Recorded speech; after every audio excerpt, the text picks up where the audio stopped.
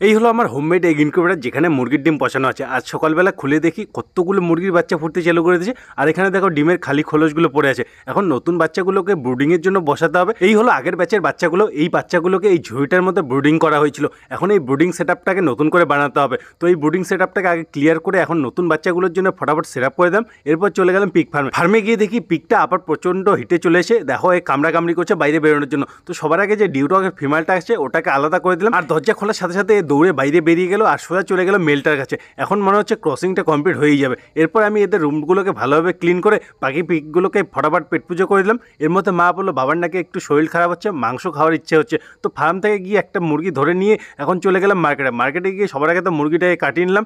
এখন কিছু সবজি বাজার করে নিলাম, যেমন শাক, আলু সব কিছু নিয়ে এসে মাকে দিয়ে দিলাম রান্না করার জন্য। এর মধ্যে দেখি দুজন কাস্টমার এসছে পিক ফিট নেওয়ার জন্য। তো আর কি দুজনকে এক বস্তা করে দিয়ে দিলাম। এখন মনে হচ্ছে আমারই পিক ফিট শর্ট হয়ে যাবে, মাত্র একটা বস্তাই রয়ে গেছে। 1-2 দিনের মধ্যে আবার নিয়ে আসতে হবে। যাই হোক আমি এখন ফটাফট স্নান করে নিলাম। এর মধ্যে দেখি রান্নাও হয়ে গেছে, বাবাও খেতে বসে গেছে। তো আজকের খাওয়া দাওয়া হলো মাংস আর শাক ভাজা। সত্যি খাওয়া দাওয়া তো ভালোই হলো। এর মধ্যে দেখি মিস্ত্রিগুলো দরজা লাগানোর কাজ শুরু করে দিয়েছে। দরজার ফিনিশিং অ্যাডজাস্টমেন্টের একটু কাজ বাকি আছে। এর মধ্যে দেখি দুটো জানলা এর থেকে ওটা কমপ্লিট হয়ে গেছে, জানলা লাগানো। এখন শুধু দরজা লাগানোটাই বাকি। তো দরজা লাগাতে হয়ে গেল রাত্রি। ফাইনালি দরজা লাগানোর কাজটাও কমপ্লিট। এখন ঘরের কাজ তো কমপ্লিট, এখন এর মধ্যে যে লাইটিংয়ের ব্যবস্থাও তো করতে হবে। তো কালকে লাইটিংয়ের ব্যবস্থাও করা হয়ে যাবে। তো আজকের জন্য এইটুকুই।